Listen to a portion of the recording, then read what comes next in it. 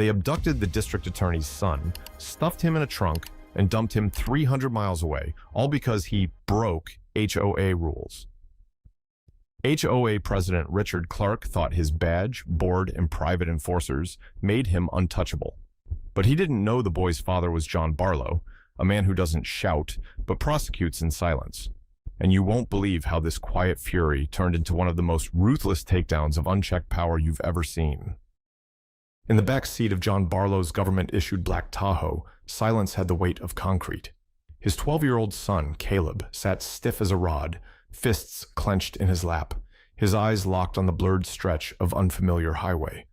A weather-beaten sign flashed past, "Welcome to Wyoming." A minute later, they passed a curtain of pine trees, too tall, too many, too far from home. Caleb didn't shiver from the cold. He shook from something deeper, fear, shame, maybe rage.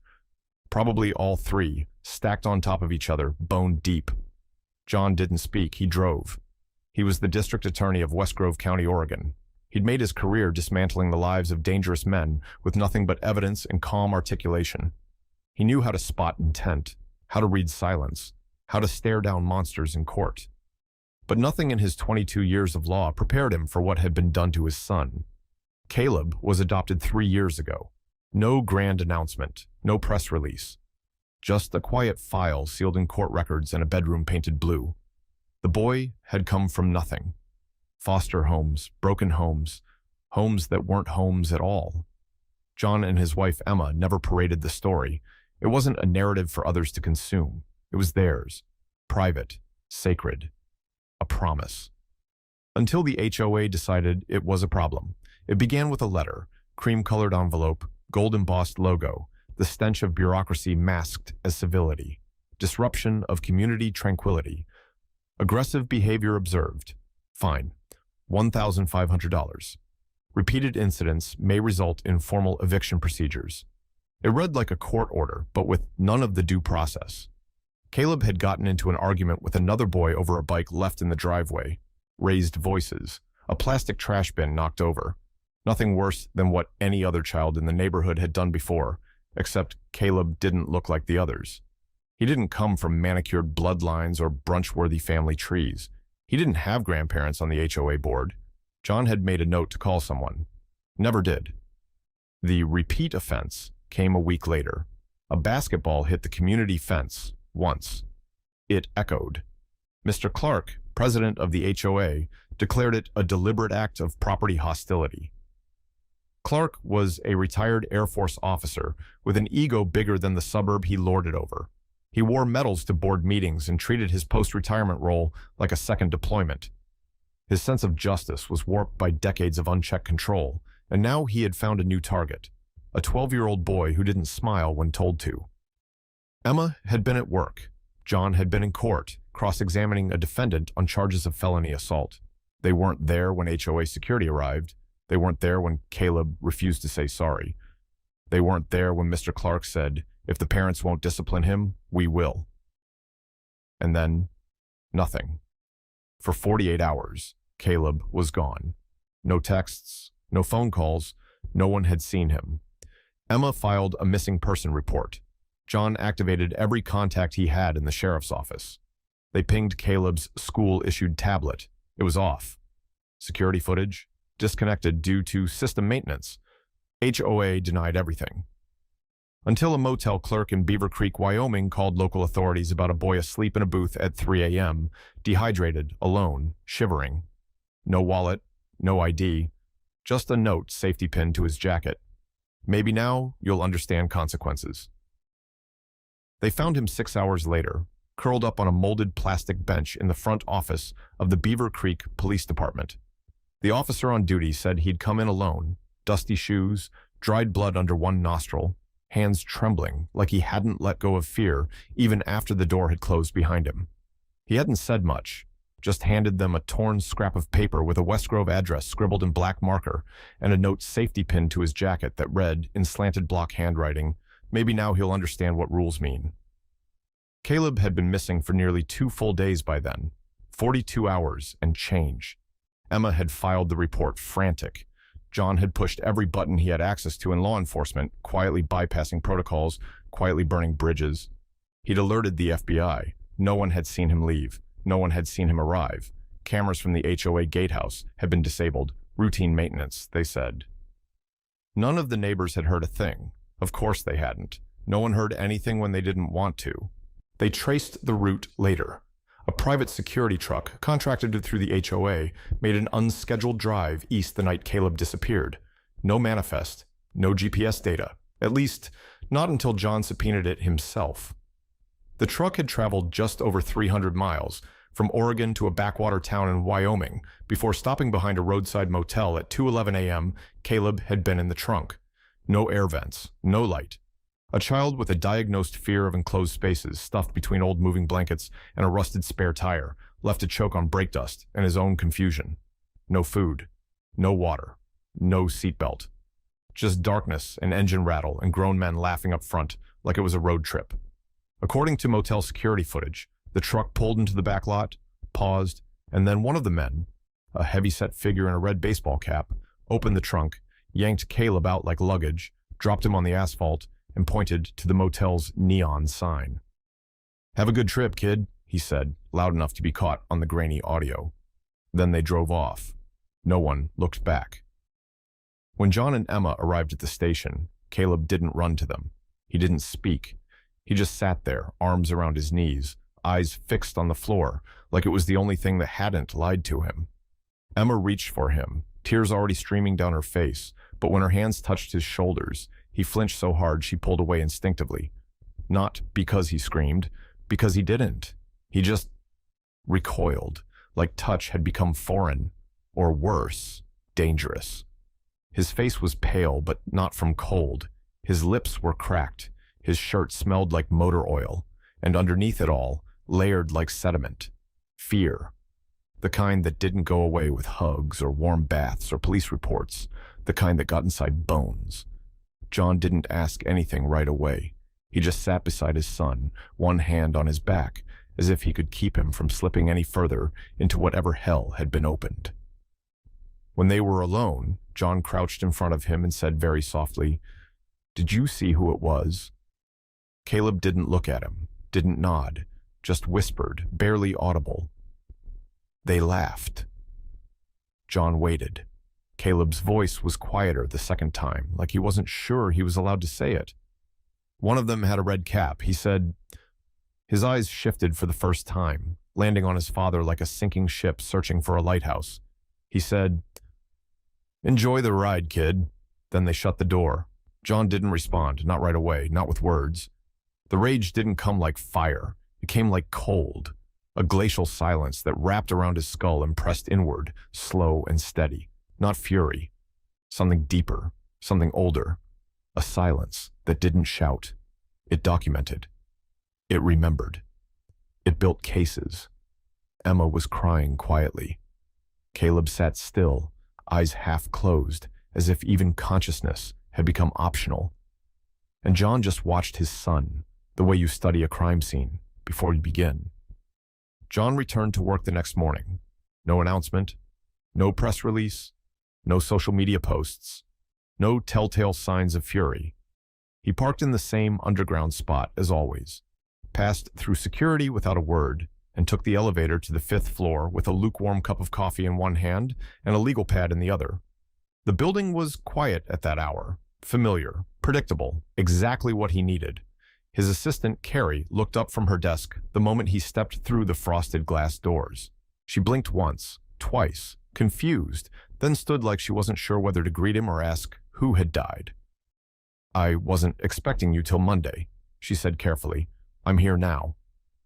She hesitated, then held out a folder with a bright orange tab, Buildco v. State of Oregon, Abuse of Permit Authority. "There's a motion hearing at 10. You want me to cancel?" He glanced at the file. Buildco, a name that, until now, had meant little more than another local development firm with too many favors and not enough oversight. But last week, he'd looked through their vendor list and found something interesting. 2 of their contracts were signed with the HOA of Ridgecrest Pines, the same HOA, the same security group, the same private trucks, the same men who left his son 300 miles from home like discarded trash. He closed the file. No, he said. Let's start there. He walked into his office and closed the door behind him. There was a ritual to how he worked. First the blinds, drawn halfway, then the jacket hung behind the door, the legal pad placed square on the desk, a black pen, uncapped, uncensored. He flipped to a blank page and wrote 3 words across the top: HOA board members. By noon, he had a full list, 7 names. He read them twice.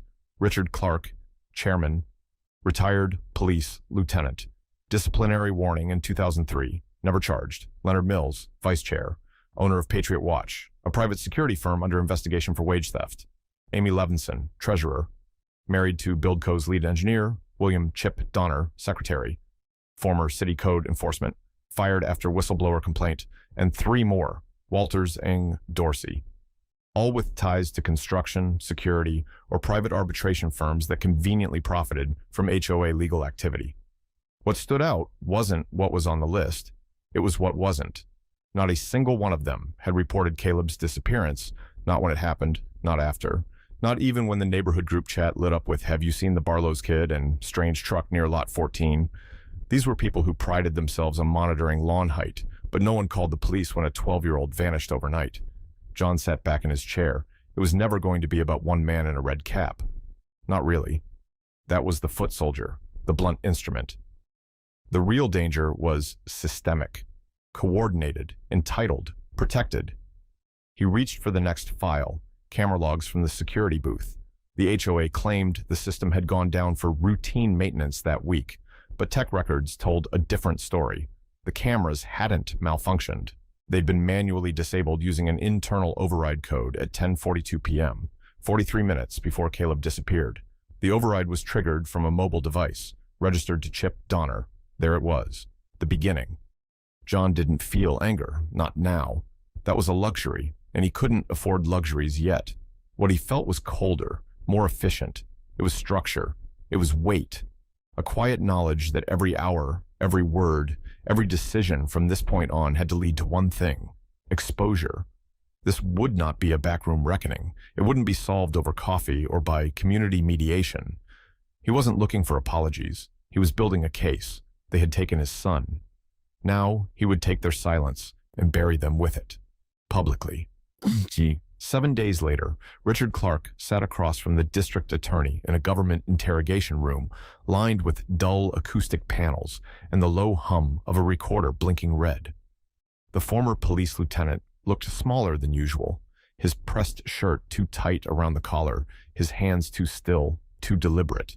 His trademark confidence had shrunk into clipped answers and darting glances toward the two-way mirror behind John's shoulder.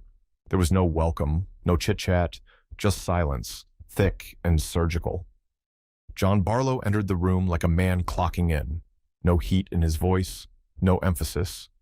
Just the kind of tone that made grown men forget how to breathe.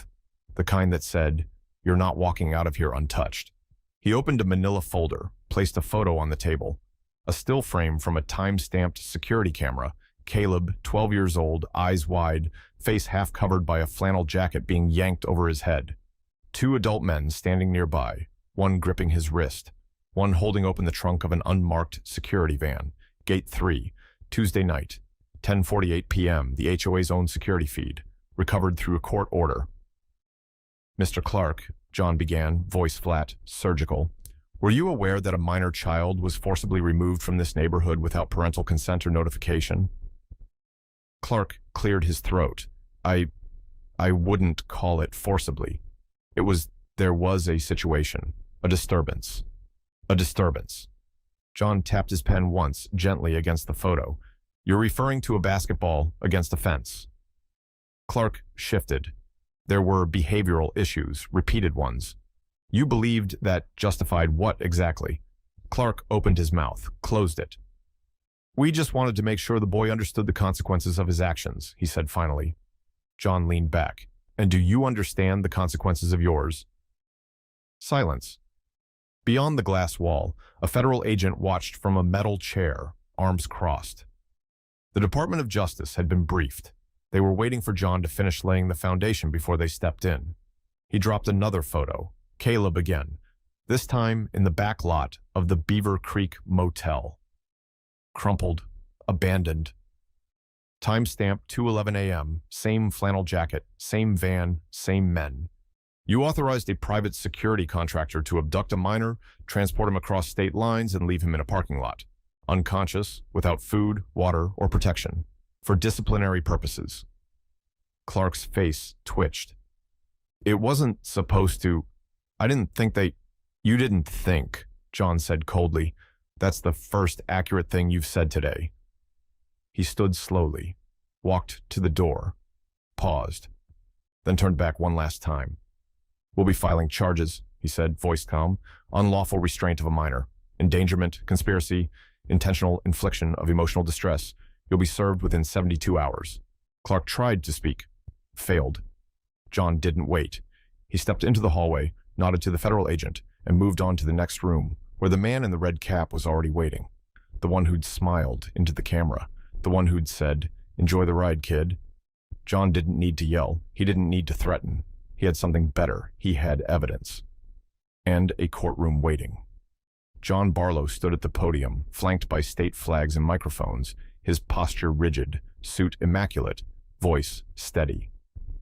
The conference room inside the county courthouse was filled beyond capacity. Journalists lining the aisles, photographers elbowing for a clean angle, courtroom sketch artists sketching even though there was no court in session. There was no script, no teleprompter, just a single sheet of paper in his hands, folded once across the middle, then opened flat on the lectern. He didn't read from it. His eyes remained on the cameras. "My name is John Barlow," he began, his voice calm but carrying, honed by years in courtrooms and grand juries. "I am the district attorney of West Grove County, and I'm here today not as a prosecutor, but as a father." The room stilled. He let the silence hang before continuing. 2 weeks ago, my 12-year-old son was forcibly removed from our neighborhood by individuals operating under the authority of a private homeowners association. He was transported across state lines, left alone in the parking lot of a remote motel, and abandoned without food, water, or any form of communication. A camera clicked. Someone's pen scratched faster. John didn't flinch. "I want to be very clear," he said, his voice tightening slightly but never rising. "This was not a prank. This was not a misunderstanding. This was a criminal act. It was planned, it was deliberate, and it was cruel." He took a measured breath. For too long, homeowners associations have operated in legal gray zones, issuing fines like verdicts, enforcing silence like law, and punishing families under the illusion of community standards. But rules made behind closed doors do not override state law. They do not override the Constitution, and they do not override the rights of a child. He leaned forward just slightly. We do not live in a country where fear should be weaponized behind gated fences. We do not answer to men who wear badges they gave themselves, and we do not let children become collateral in the games of petty power. A murmur moved through the room. The weight of it settled. Then he said it, quiet, deadly clear. Community rules are not above the law, and they are not above our children. A beat of silence. Then he stepped back. Behind him, unnoticed until that moment, stood Caleb. He wore a simple blue hoodie. No words, no logos. His hands were in his pockets, his posture small but unshaking.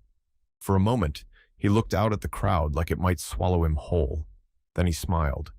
Just a little, just enough. Not the kind of smile you give for a camera, the kind that slips out when something inside you starts to thaw after too long frozen. A smile that didn't ask for attention. It asked for air. And somehow, that was the moment that broke everything open. It started with a journalist from Colorado tweeting the clip, then a news anchor in Texas, then Reddit, then Facebook. Then phones started ringing. Emails flooded in.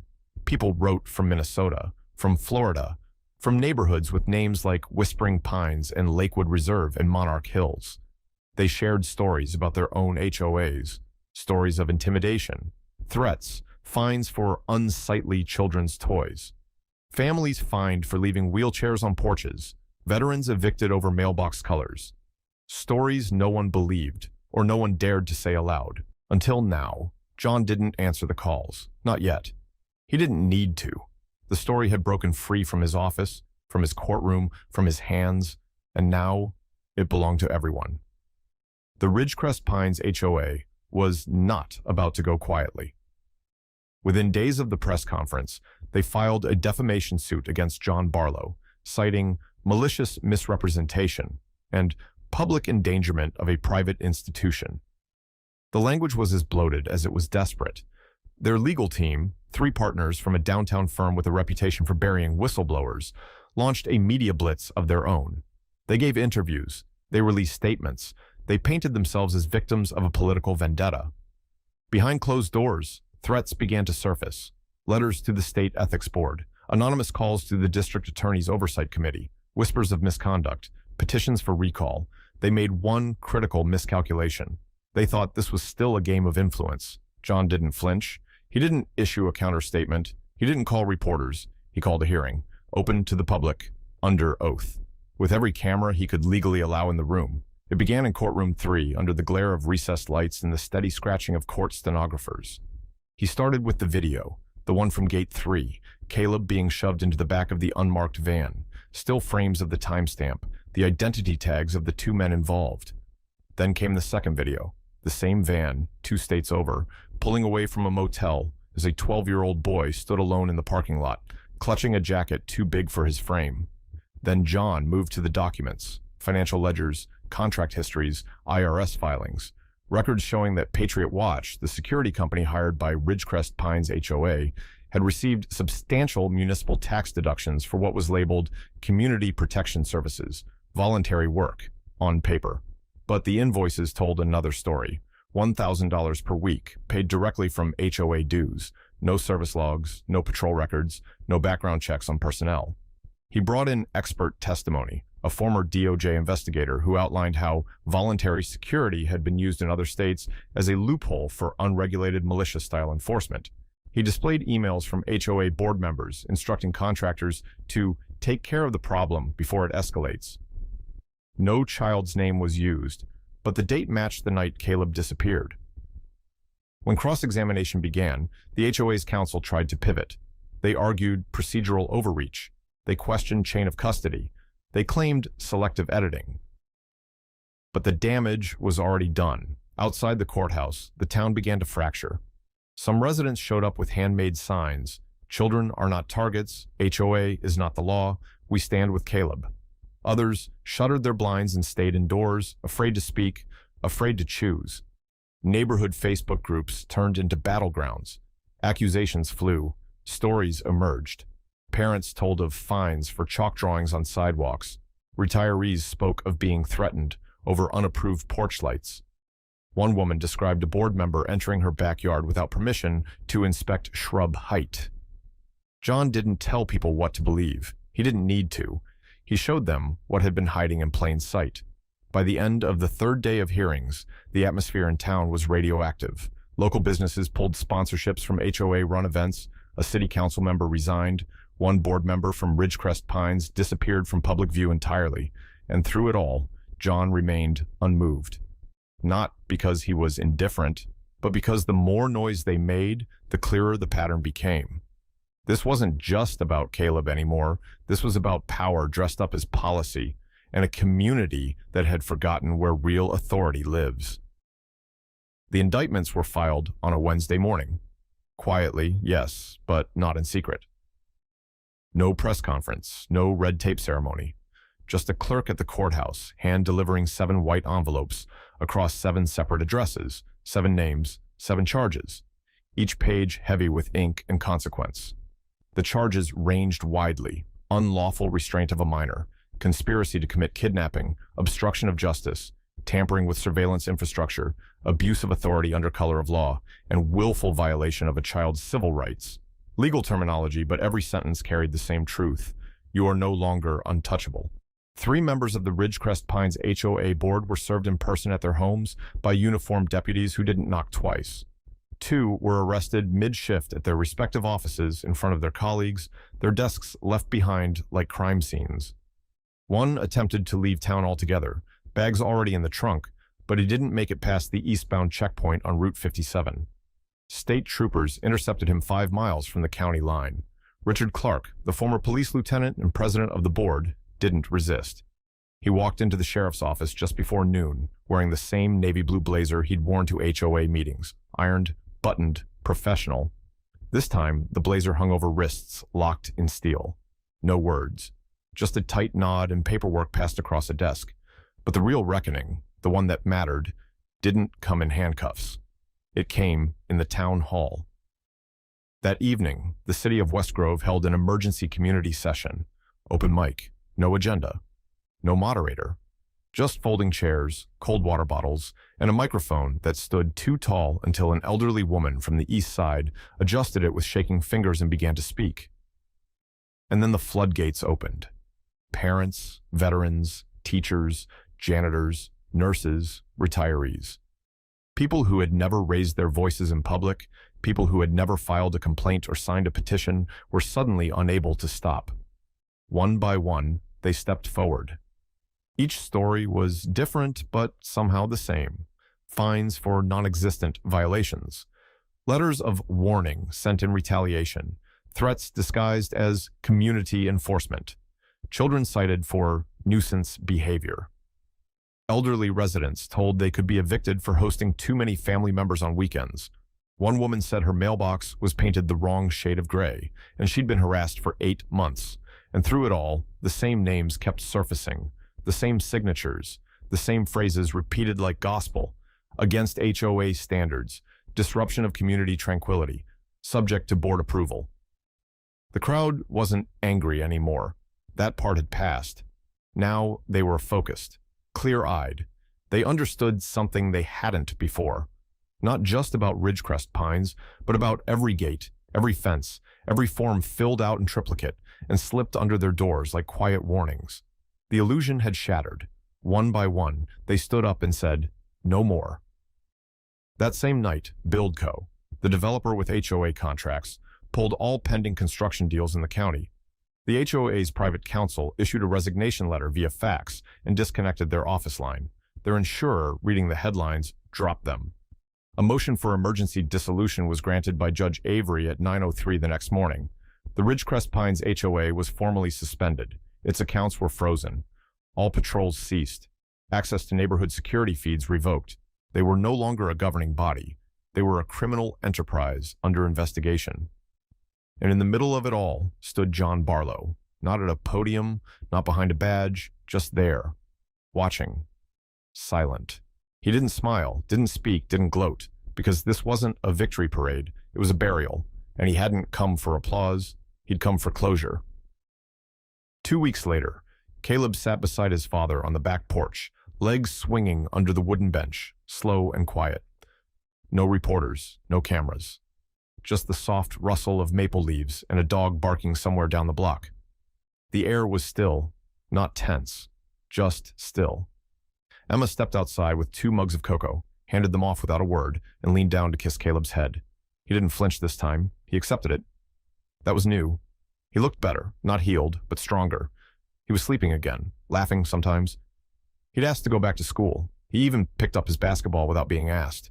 The blankness in his eyes had started to fade, replaced by something steadier, like weight slowly turning into muscle.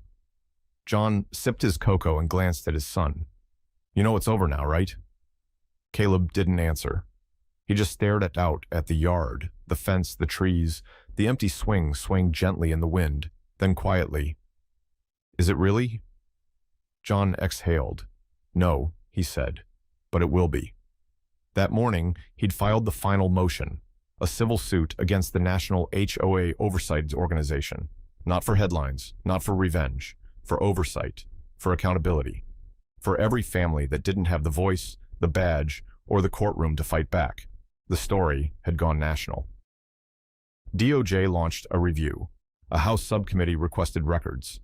The illusion of HOA immunity had cracked wide open, and through it poured every buried story, every family pushed too far, every silence turned into legal fire. West Grove had changed, not because it wanted to, but because it had to. Because laws don't live in cul-de-sacs, and justice doesn't belong to the privileged few behind gates. Caleb leaned his head against his father's arm and closed his eyes. John didn't move. He just watched the sky darken, and let the quiet settle. For the first time in weeks, Caleb didn't look like a boy who'd been harmed. He looked like someone who had survived it. Not because his father was the district attorney, but because this time, when the powerful tried to bury the truth, they didn't get away with it, not this time.